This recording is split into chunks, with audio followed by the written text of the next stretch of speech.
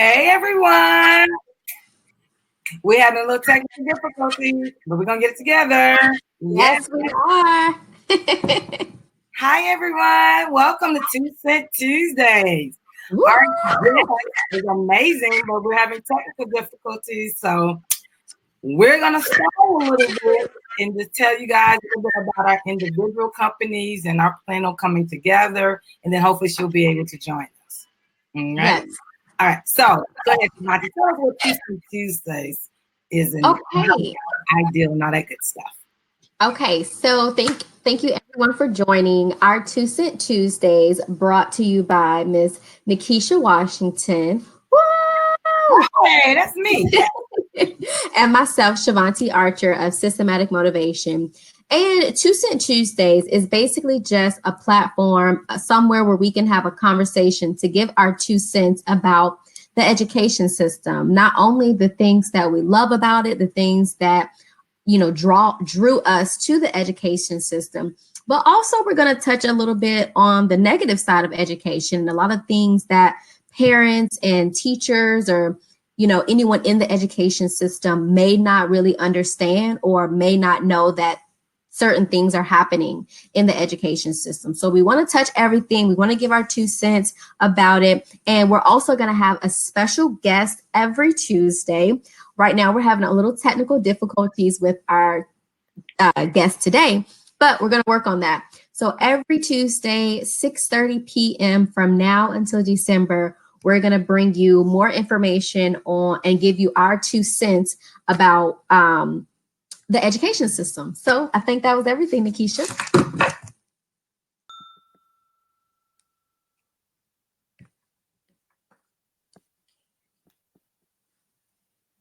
I had muted me, sorry.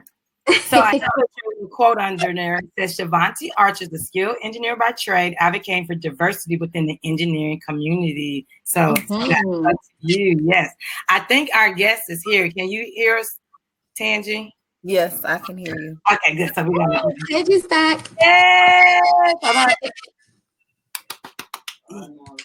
All righty. So that is our 2 Cent Tuesday. So we're going to talk about our individual companies first, and then we're going to get into the meat and potatoes. So, Shavonti, because you already started, go ahead and tell them about yours, and then I'll put that information up so they can know where to follow you. Okay, so my company called Systematic Motivation, our mission is to ascend the youth into the STEM field, one rocket at a time. My background is mechanical engineering, and I've always had a love of education. I wanted to be a teacher, a math teacher, and I didn't go that route. I was kind of scared. I was nervous, and I became an engineer. But now with my company, Systematic Motivation, we provide STEM, science, technology, engineering, and math programs to students, to parents, to teachers all over the world, basically. So that's a little bit about Systematic Motivation. We are growing. And now, Nakeisha, can you please tell our viewers who may not know what you do, what is and who is Nyla Dene? Yes, I sure can. I know I was behind the scenes doing something. All right, so for those who don't know, I'm Nakeisha Washington, CEO and founder of Nyla Dene Enterprises, where we encourage young girls to have a positive self-image through character class. And okay. Our guest is coming in and out, so I'm sorry, guys. I'm trying to make sure she gets in. So we're going to have character, class, and confidence. And one of the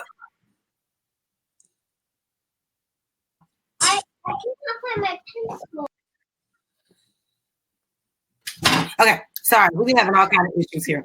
But Nakeisha Washington, CEO and founder of Nyla Dene Enterprises, where we encourage young girls to have confidence, character, and class as they become our future leaders. We're trying to get them to become our future STEM leaders, but we definitely want them to become our leaders, wherever direction they go into. So we want to empower them and encourage them and educate them with the skills and tools necessarily to become these future leaders. And so I put my little bio on there and stuff as we're getting things together. All right.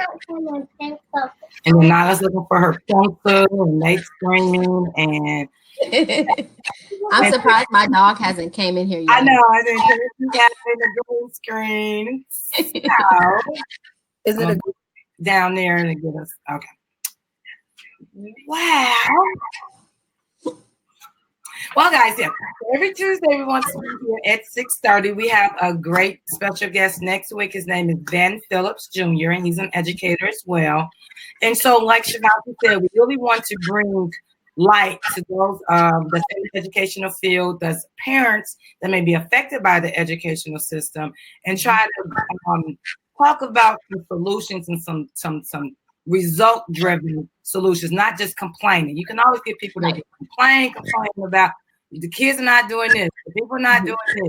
But what we want is to actually show and come up with some ideas. And so we had an amazing guest last week, did we not, Shavonti? Oh my gosh, she was so awesome. Miss Stacy, I can't wait to work with her. Yes.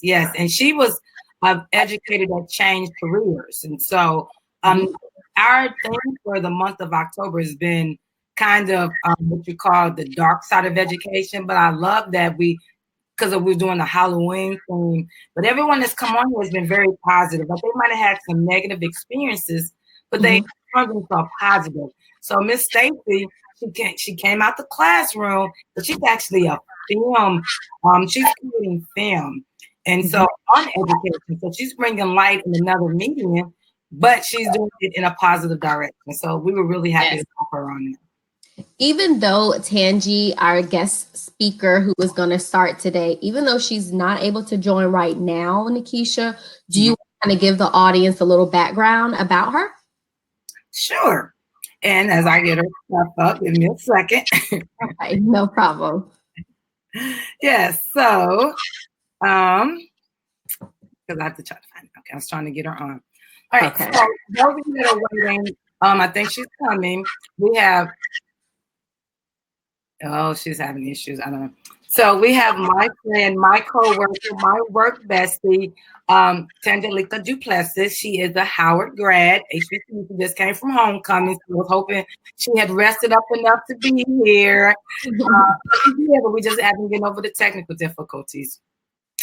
But we met at Lawrence Advanced Academy in Lawrence Township. She's the math educator over all the math curriculum, and then I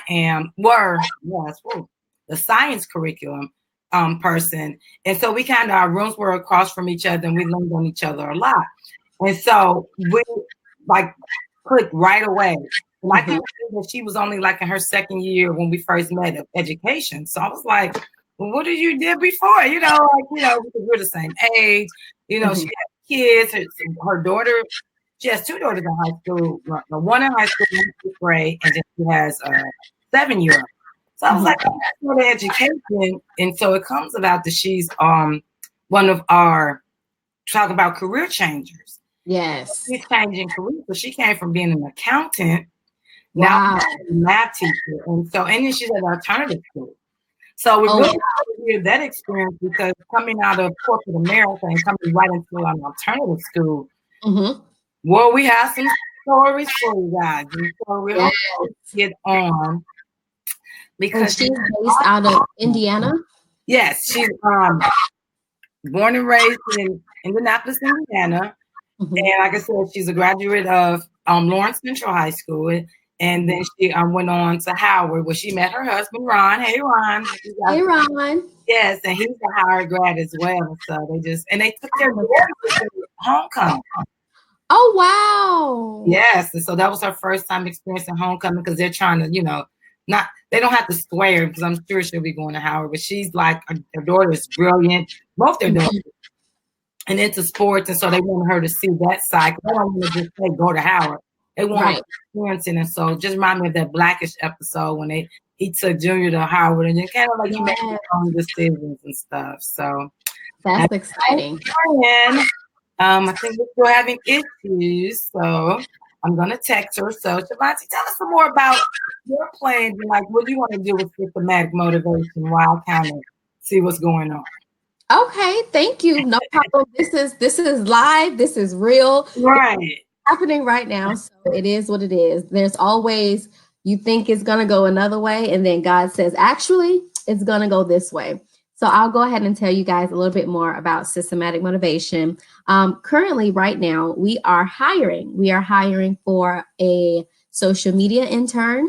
We are hiring for curriculum developer interns, and we are actually hiring, hiring for 2 to 3 curriculum developers. So if anyone's interested, we would love the help. We are in the beginning, when I started Systematic Motivation, it was a more online platform. So I have YouTube videos of different science and engineering experiments, and I would go and speak at different schools, different middle schools, high schools, elementary schools about STEM. And next year, 2020, the big 2020, I want to get more into the classroom a little bit more often. So that's where the curriculum developer intern is going to be joining me, to helping me develop what type of curriculum I want to provide to students in the STEM field, and also what that would look like if we did an after school program or if we sponsored a summer camp. What would that systematic motivation curriculum look like? So I'm in the process of building a team. I'm so excited. But yeah, it's going a little slow right now, but I know that it's going to build a lot of momentum. With any small business, a lot of times we get down on ourselves and we try, we get inside of our own heads and we're like, we can't do this. This is too hard because we have a 9-to-5, we have a husband, we have kids, we have so many other things pulling us in different directions. But when things start aligning for you, say that. Small business people, when things start aligning for you, that's when you know God has you on the right path. You just have to, make the sacrifice, make the good choices, and just stay on that path. So that's kind of where I am right now with Systematic Motivation. I'm super excited. I'm excited that we're growing. I'm excited that we're going to hopefully touch thousands more kids. So yeah, that's a little bit about what we're doing. It looks like we have Angie back. I know. Can you hear us? I can hear you. Yay! Okay, you ready? Yes, let's go. She said, let's go. Hi. Hey, bestie. Hey. I know, it took forever, but I'm here now. Okay, we're here. Okay, so y'all better tune back in. Come on, viewers. Come on, people. Come on in. We're here. So, once again, it's Two Cent Tuesdays. Shavonti, tell us a little snippet again about what's Two Cent Tuesday so we can get it started. Okay. 2 Cent Tuesdays is being brought to everyone by Miss Nakeisha Washington and also myself, Shavonti Archer. We both have businesses that are geared towards bringing children to the STEM field. My background is mechanical engineering, and Nakeisha's background is science education. So 2 Cent Tuesdays is going to be about us giving our 2 cents in about the education system, and we're also going to have a special guest every Tuesday at 6:30 p.m. Now, today's special guest, we're going to talk about changing careers. The theme of October is the dark side of education, but there's going to be some good side in it too. So we hope you guys stay tuned. And Miss Tangi, we are ready for your introduction. Yes, finally, yes. Let me give her solo. Hi. Hello. How you doing? Okay, so we brought you here because I just want everybody to let them know that you were my first STEMsation. I was. I was the first one. You watched me work through, go crazy at work when I was, supposed to be on clock, but trying to build a business. But I talked to them a little bit, so we want to just give you a chance to give them a little bit of your background because I told them a little bit about how we met. But talk about like you was in accounting and now, and then kind of just your background, and then we'll talk about your personal school experience. Because we always believe that education somehow someone had a connection back to make you want to go into education. So, and as you're talking, I'll be putting little quotes underneath you. So go ahead. Okay, so when I was younger, I used to help with Sunday school at church. And so being involved with Sunday school kind of made me think I wanted to be a teacher, but I knew teachers didn't make a lot of money. So I was like, I don't really know. I like shoes too much. I don't really know if that's Yes. So I decided that when I was in high school, I took an accounting class, and my mother suggested I take this class, and I really liked it. And I've always liked numbers. And so I decided to go into accounting. So I went to Howard University and got my degree in accounting. And then after that, I got a job in accounting. I was working in accounting A lot of hours, like a lot of hours. And then I got married and I had my first child. And it was like I was working too many hours. I really didn't want to be away from my baby as much as I was. And then we moved from the DC area back to Indianapolis. And I was still doing accounting, but it wasn't really fulfilling. Like I was doing the work, I was going to work every day, but I was getting nothing out of it. So I was not only not getting anything out of it, but I was missing time for my kids. And I decided this is not really what I wanted to do. So a cousin of mine actually did a transition program, and I asked her about the transition program, and they had a program where I could actually get my license in math. And since I was already had a math background with the accounting, I was like, this sounds like this would be the perfect fit. So I went through the program, got licensed, and after a couple of years, I moved into Lawrence Township, which is where I met Nakeisha. Right. And we started working at an alternative school in Lawrence, and I personally am still there. And that's kind of how my transition happened. So I've always been into numbers. Numbers have always been my thing. I've always liked math, but the accounting world just wasn't what I thought it was going to be. I had this big dream of climbing the corporate ladder, and then I decided, you know what, this is really not for me. Really not for me. Plus, I have that connection to kids and to students that kind of made it difficult for me to have that fulfillment in accounting, but I now have in teaching. So Wow. kind of my story. Yes. And so I do want everyone to know that since she was, hold on, so we're getting some feedback. So want everyone to know that since she was our first STEMsation, you guys can check her article out on notadene.com. I've added the link, and so it's there now. Please, if you have not read it, please read it and share, because she really gets more into her story and different things that we may not cover in this interview today, but we really want you guys to enjoy reading about Miss Duplessis. And so I want to mention Miss Duplessis, where you were this weekend. Can you give us a little background on that? Okay, so I again attended Howard University, and I was a cheerleader at Howard. So every year my husband and I go back for homecoming. And this year was a little different because we took our 15-year-old daughter. It was her first time experiencing Howard homecoming, which is truly an event. So she had a good time. We had a good time. It was a lot of people there, more people than I think she's ever seen at one time. So, but yeah, we always have a good time when we go back to homecoming. Okay. And we're gonna come back to this. I did mention how you guys are both Howard alums, and you're trying to really, not make a decision for your daughter, but you want to expose it so she can see it firsthand. Expose her early so she can make an informed decision. Thank you. Yes. All right. So our first question, and we'll start back to Cindy, your personal school experience. You spoke a little bit about it.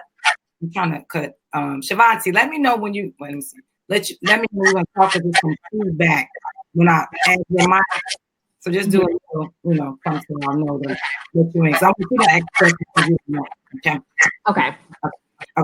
So your personal school experience. When we had our guest last week that they talked about, they didn't have a real good school experience. Like people doubted their, intelligence, and want to put them on the right track. And I know you had a little bit when you graduated from Lawrence Central, but you went to a school before that was made up a little bit differently than Lawrence. It was. Right. So can you talk about that a little bit? Okay, so back in the olden days when they used to bus people, I went to Perry Township schools, which was a predominantly white area. They were not always as receptive of some of us, especially the girls of color. We were always kind of grouped together. If there were a couple of us who excelled, they might pick one or two of us out, but I know there were more than that, but only a few were actually chosen to be in those higher classes, the academically talented classes. And so that was kind of discouraging at first. Then when I changed to Lawrence Township, they actually gave me an opportunity to be in those classes. There were way more kids of color in those classes. It was more, let's see, what's the word I want to use? Accepted, I guess, to be in those classes. So in high school, I kind of saw it on both sides. I saw not being able to be in the smarter classes because they just didn't think we were capable of it. And then I also saw where it was accepted for girls, boys of colors to be in those classes. But having the two different experiences is kind of how I decided that it was in my best interest to go to a HBCU. I know. Yeah.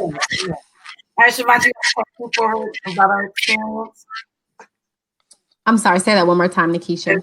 You have any questions? I'm trying to. Oh, yes, I do. You do.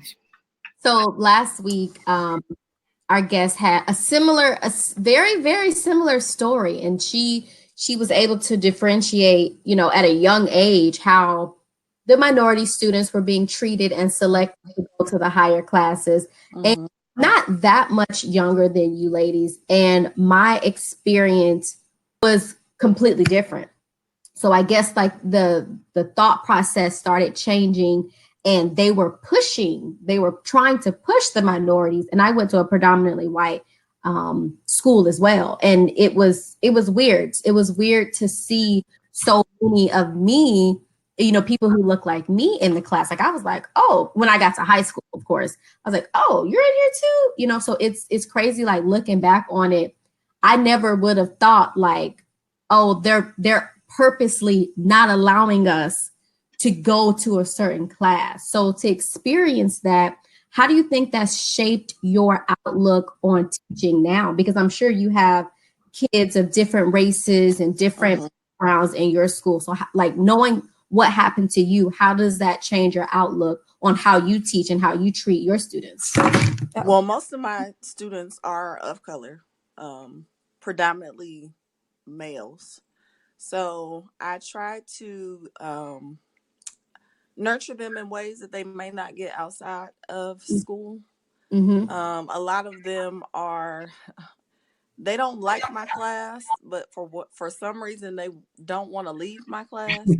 They don't like the subject matter, right? They love her, So she teaches all the algebra, all the geometry, pre-Cal, all of it. Wow. So they don't like her class, but they love her. Right. So a lot of times, especially when it comes to math, you get behind so early in life, and I try to let them know that you may not think you can do it, but I know that you can. And if nobody else thinks that you can, I know that you can. And so for some kids, it works. Some it doesn't. Some of them have just decided math is not my thing. I just got to get through it in order to graduate. But I still try to build some sort of relationship with them, even if they don't like the math, if they don't like the class, that maybe I can relate whatever we're doing in class to whatever is going on in their outside life. That makes sense. And I'm so grateful that you're doing this. I have a best friend who's also in your similar situation. She's a math teacher. She is a great math teacher, and she says the exact same thing. They love her. They dislike the class. Yep. She's literally having to teach students on a 7th grade level who have like 3rd grade level reading. Yeah. And it baffles my mind. So thank you so much for answering that. I have a question for you. As far as your children, have you or have they said anything about being treated differently at school because of their skin color? Well, my children actually go to a predominantly white school. Okay. My oldest daughter is in all of the gifted classes, but she's usually the only female of color. There may be one other, but usually she's the only one. So she has also kind of had the experience that I had at a young age, that she's kind of wanting to find, where are the other like-minded students? I know there are smart kids here, but why are they not in these classes? So she's kind of starting to feel she's kind of starting to see that separation as well. Yeah. And I'm going to speak to that for a second. When I started at one of the schools that I won't say name, but I remember the department chair for science, it was like she was the gatekeeper of who can enter to the higher level classes and whatnot. And like if she felt that they came from like a different school system, that she didn't think comparable to ours, she wouldn't even give them a chance. Yeah. And so I tried to fight her on that because she had, seniority, been there forever, probably as old as the school been around. They allowed her to, get away with it. And I felt that was wrong because one person should not be the gatekeeper. How are you going to determine somebody's capability if you don't even give them high expectations? Like, put them in there. If they struggle, some resources to help them, but don't put them off before they get started. Right. So I think after a while, because then it became another teacher that was there. And so she kind of helped fight for it as well. And so, because that was their subject matter, because I taught the ninth grade type science, but they teaching chemistry and different things. And so it's like, no, you need to get these, allow these kids in there because, first of all, it started messing up their scores, like their ratings and stuff. Because if they look at how many African Americans you have in a class and how many are taking the AP exams and different things. So you start when you start getting school, they like, no, that's not going to happen here. So, yeah. So, all right. So, personal experience. So, let's talk about your experience as when you were in accounting. Like, you talked about the long hours and different things. What really, really was like, this is it, I'm ready to go. And then why education? Because they pay for the middle. Okay. So, it was about numbers, so that was good.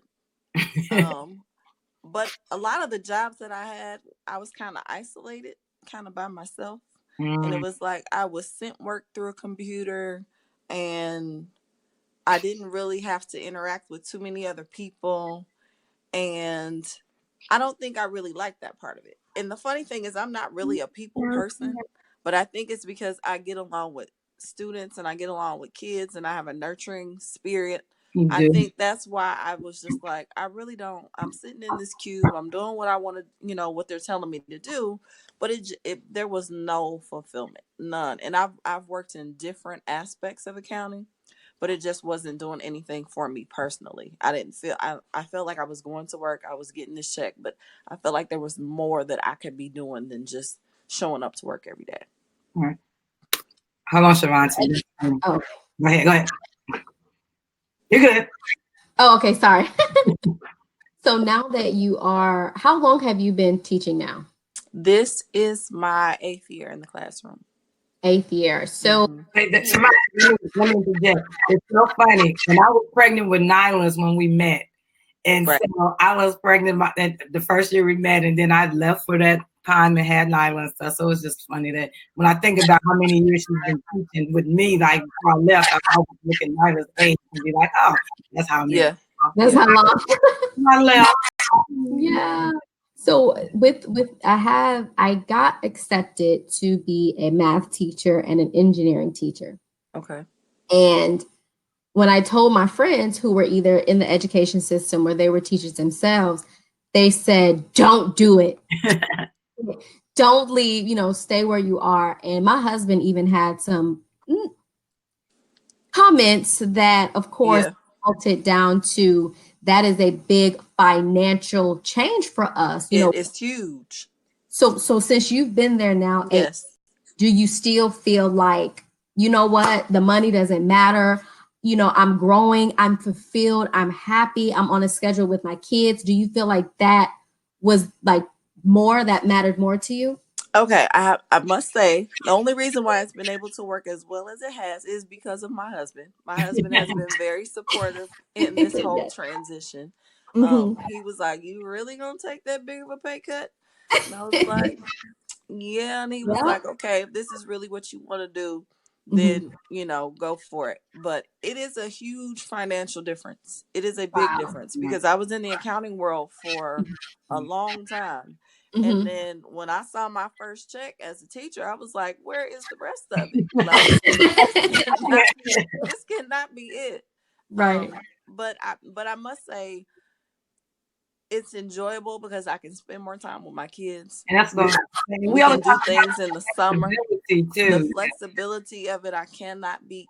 If I need to pick my son up, I can. If I need to take my daughters to practice, I can. So that part of it is kind of priceless to me. So even though my checks are not what I want them to be, I'm praying that will change one of these days. But the ability to be with my family when I need to be, I can't put a price tag on that. Yep. And I want to say about myself is what kept me in the educational field, because when I had my boys, we had the same holidays off, all the vacations, and then when they was in middle school and at the same middle school I was teaching at, we were able to go to school together, leave together. So it worked for me. And every time I'm like, I'm done with education, I'm getting out, it's like it pulls me back in, because summers is, you can't give up. And then now I have a 4-year-old. And so I'm like, I really want to spend a lot of time with her. And that's kind of why I developed Knowledge and Aid, because I always wanted my own business, but I needed something where I can still have that quality time with her. And education allows that, because like you said, the summers, now my teaching in Florida at the high school I'm at, I get out at 2:20. So you can't do that. I was going to do all this stuff when I get out early, but I usually just come home and take naps. So I'm trying to get off of that. So now I'm going to work out. Today, I give it up 2 days in a row. Yeah. It's hard. But the flexibility, and it's like you try to get away from it, and we love kids. And like Tangi said, we will fight for these kids. We will go to bat for these kids. Right. And then we almost take it personal. Don't talk about our kids. We don't know about our kids. Like, they talk to them a certain way, but don't you dare come talk to them a certain way, especially if you don't look like us. Yeah. Right. Which is an issue. I mean, it just is. It's just an issue. Yeah, and it's like they see, and some of them even told us, Shavonti, you guys could say something to the kids that we can't say. And we're like, well, yeah, because, we have built that relationship, and we know these kids, and they know we care about them, so they respect us. So when we have to text them, they know it. But it's that, when they try to check them, it's like, girl, I ain't gonna be able to get them off of you. You gotta stop it. Right. Because I mean, they see us like mother figures. They see us like that auntie that goes off on them when they're doing something stupid. They always, things like that. Get the roll and not today. Yeah. So I want to say to our viewers that can you please say hi? We want to keep it interactive. If you got questions for Miss Tangi, please say hi. Leave some questions. Our next segment is more about some suggestions on what we see are the pitfalls in education and how we can improve in this. So this is where majority of the segment comes from. And so we really, like we said, we want to give solutions. We don't just want to gripe. We want to give real life solutions. And hopefully that someone's listening, that they will kind of take these down and kind of work towards this. So this segment is called Improving the Educational System. So Tangi, I know you have 8 years now in. Right. You've been in, traditional school, you've been alternative school. Your kids go to, one of the best school districts. So what are some of the pitfalls you see come along, and then, then we could talk about how we would improve it. And guests, like I said, please say hi, guys. Say hi. Let us know you're here. Ask us questions. We want it to be interactive. I think one of the main things being in the math department is that we focus so much on preparing kids for college, and especially when the math. But not everybody is college bound. There are going to be kids who need a trade. There are going to be kids who need to find some sort of alternative, because college is not it for everybody. If you struggled in high school, all you're going to do is struggle and be in debt in college. So I think that, especially from a math perspective, they're pushing the college prep route more than I think some of these kids need. Some kids will never need algebra 2. They just won't. But what we should be teaching them is, how do I fill out my tax forms when I get a job? How do I actually file my taxes? Like what is a W-2? What is all these forms that they don't know about?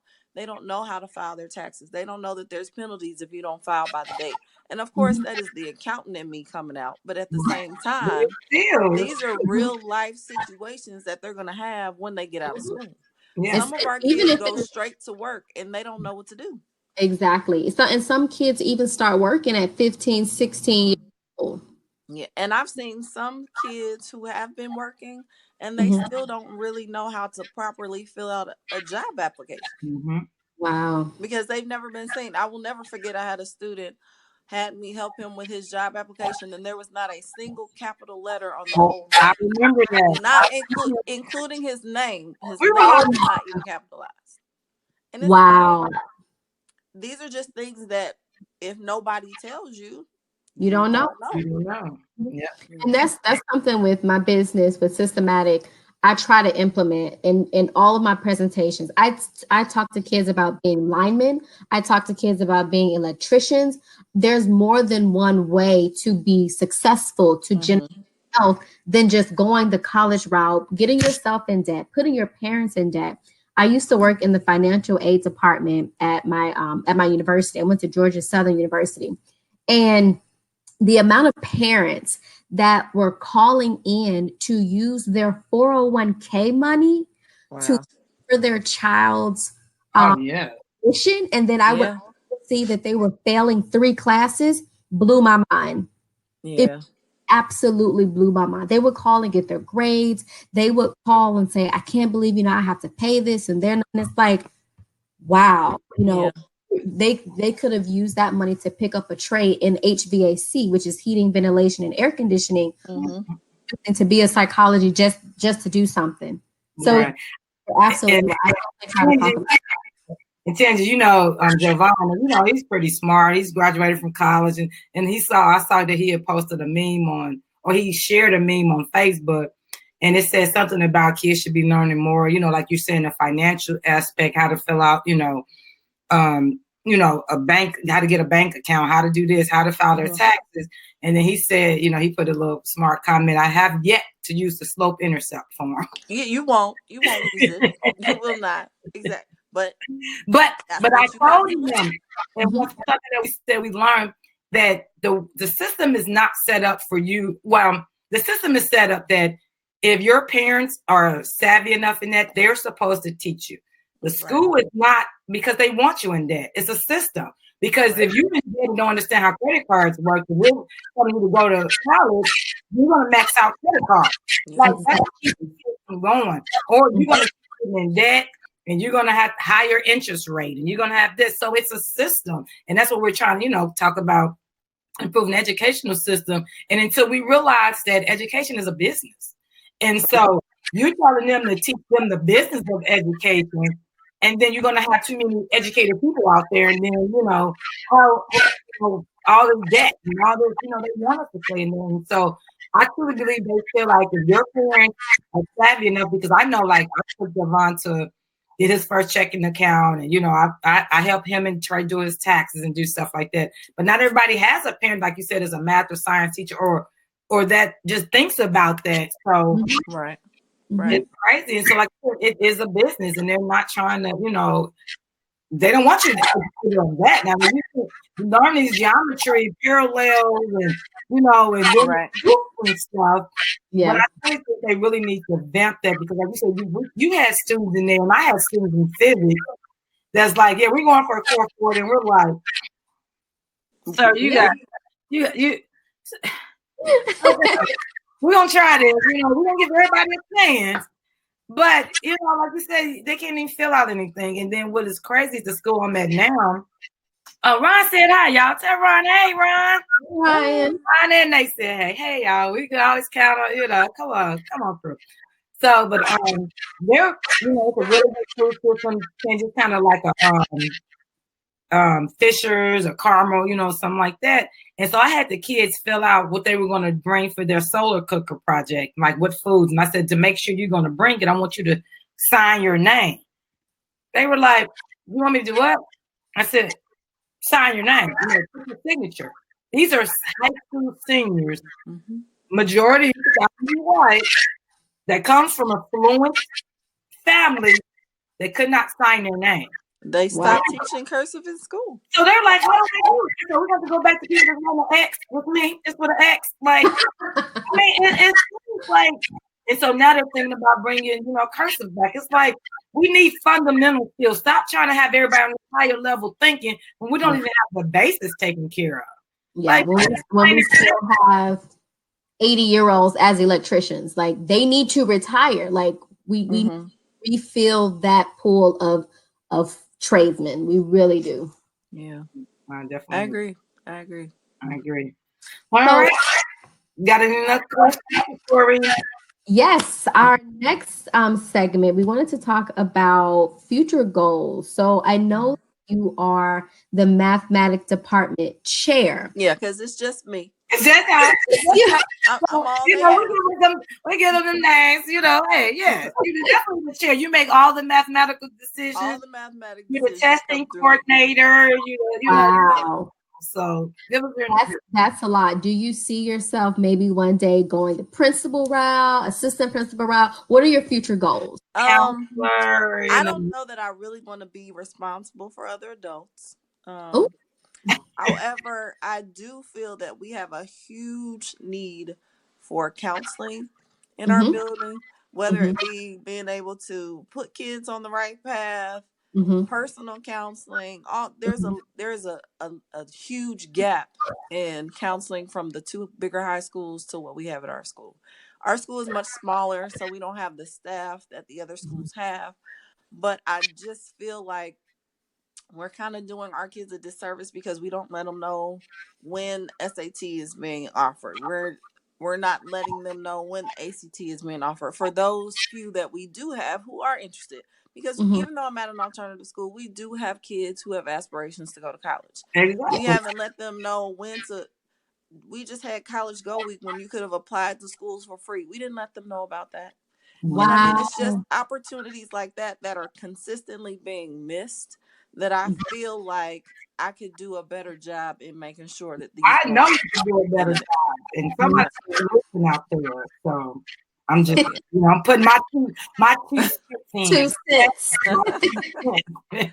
Yeah. Because I mean, ultimately, if you don't have anyone who can guide you in the right direction, you don't really know what you're doing. I mean, you're just out here. My daughter was telling me she goes to a leadership program, and there's a girl in her class who is a senior and has never taken certain classes that are required to graduate. So she's in jeopardy of not graduating, not because she wasn't a good student, but because nobody told her, hey, you haven't taken enough science class. Or, hey, you haven't taken this gym class. I mean, something as simple as that. If you don't have the right guidance, it's going to be very difficult for you to be successful. Yeah, I can definitely see you doing that. That would be amazing. Yeah, so we're gonna put you to come on now. I know. If you can find a school that's gonna pay for it. Yeah. And that's another thing. We could be here a whole nother hour talking about how education, like if you're in corporate America, they'll pay for you they'll pay for you to go to school. Yeah, but educators, they're not gonna pay you. But they're gonna require you to keep taking classes towards something. They're not gonna pay you and pay for it, and they don't really pay you for it. No, because like I said, coming here to Florida, I was like, you talking about a pay cut? I'm like, I have two like first year degrees teaching, and I'm not getting paid for it. Yeah. What did you say? I have 2 master's degrees and I'm not getting paid for it. Wow. Yeah. So, Shavonti, you still want to go into education? You still want to? Are you going? Yeah, I think I'm gonna stay where I am. Till I have these babies. These babies, anytime soon, you can talk about these babies. She's so young too. I be talking to her like she is a baby herself. Like, it's amazing. Yeah. Well, stack your coins first, and then if you decide that's still your passion, then go ahead and take the leap. Then go ahead. Thank you. That's some great advice. Thank you. And then I know you have a trip coming up to go to Bali. So when you have these babies, that trip will have to be either include them or find someone who's going to keep them that long. So you need to think about those. They will be there for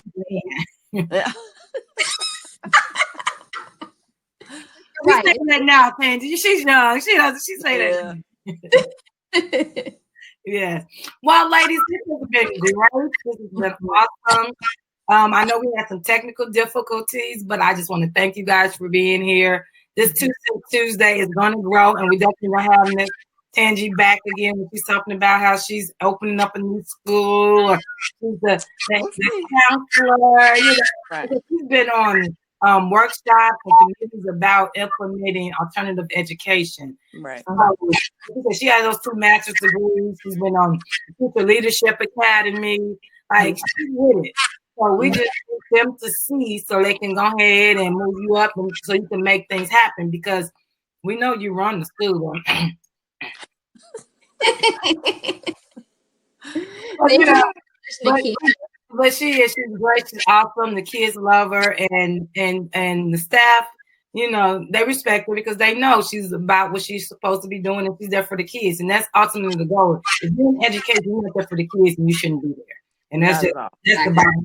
And that's once again my 2 cents. I'm just just giving my 2 cents. So any lasting words. So Tangie, we're gonna go ahead and start with you. What we do in this segment is we allow you to, this is like your Oscar speech. So you can thank those that helped you get to this point, you know, give any shout outs, you know, helping you along your journey. So this is your time. So and then, you know, how we wrap it up. So. Okay. Like I said, I wouldn't be able to do this if my husband hadn't been, if he hadn't agreed to allow me to take that pay cut. Exactly. You know, my parents, they worked hard. They were both union working people. So it's not like neither one of them had a college education at the time that I was coming up. My father does now, but he didn't at the time. So, you know, just seeing them work hard every day was like, you know what? I think I'm going to get this degree because I don't want to work those hours like he's working. And I also have to give a shout out, of course, to my school, Howard University, for allowing me to become who I am and molding and shaping and giving me a worldview that I didn't have before. And what else? My family, you know, my kids, they run me, but at the same time, it's crazy, Shavonti. Oh my God, I get tired of hearing it. But you know, ultimately, you know, education, I think, is it's constantly changing, and there's always things that can be improved. But as long as the kids come first, which I think a lot of people have forgotten, it's all about money and graduation rates and test scores. But we have to be about the kids. We have to be about producing productive citizens, and that's what it should be about. Go ahead. You're about to run for office. Go ahead. No, not doing that. And I'm about to do a plug for those in Indiana. My cousin Eddie Melton is running a Democratic ticket for governor. I need y'all to come out. Y'all always say you want somebody young, you want somebody with fire. He is awesome. He's great. So I just want to throw that in there. So Indiana, governor. All right, Shavonti, your turn. I just want to thank you, Nakeisha, for the platform to have us here, for me to be more enlightened about women and men in education and what that side looks like. This is so beneficial for our viewers, but it's also super beneficial to me. And thank you, Tangie. Like I said, I have a best friend named Tangie too. I was like, oh my gosh, that's my best friend's name. So I just want to thank you for being so open, so honest, and so transparent about your experience.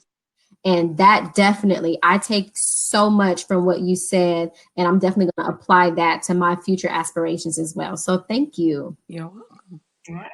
And I, of course, want to thank you guys because y'all both are near and dear to my heart.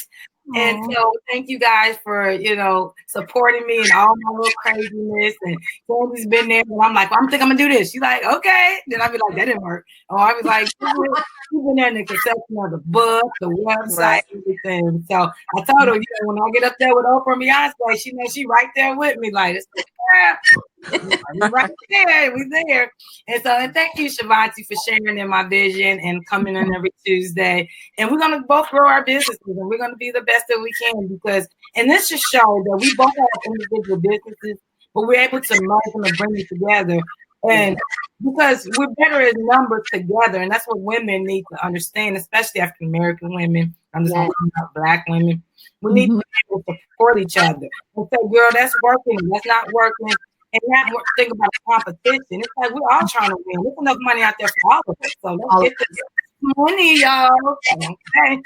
All right. So we're going to end the show, the broadcast. But we're going to just thank everyone for just viewing. And I know if we didn't get a lot of viewers now because we had a lot of technical difficulties, we're going to replay. If you guys can share it out. Just continue to spread the word. And if you have not seen or read either of my STEMsation, Shavonti's or Tangie's articles, they're on our blog, knowledgeandA.com. Check out systematicmotivation.com. This will not be the last you're seeing us. We'll be next Tuesday. We got all kinds of things and programs coming up that we want you guys to be aware of. So please join both our newsletters. So we want you to join our email list. So please go on our website and join. so we can help encourage, So like I said, we're encouraging the next generation and the generation now, because there's the women that want to do the real change. And so we want to let them know it's okay and be okay with it. But you have to have faith and step out there. So just want to have those lasting words and just thank everyone. So thank you guys for joining us on Tuesday. Yes. So we're going to end the broadcast. Ladies. You guys stay on, and then I'm in the broadcast. So see you guys next Tuesday, 6:30. I think his name is Van Phillips Jr. We'll be back. All righty.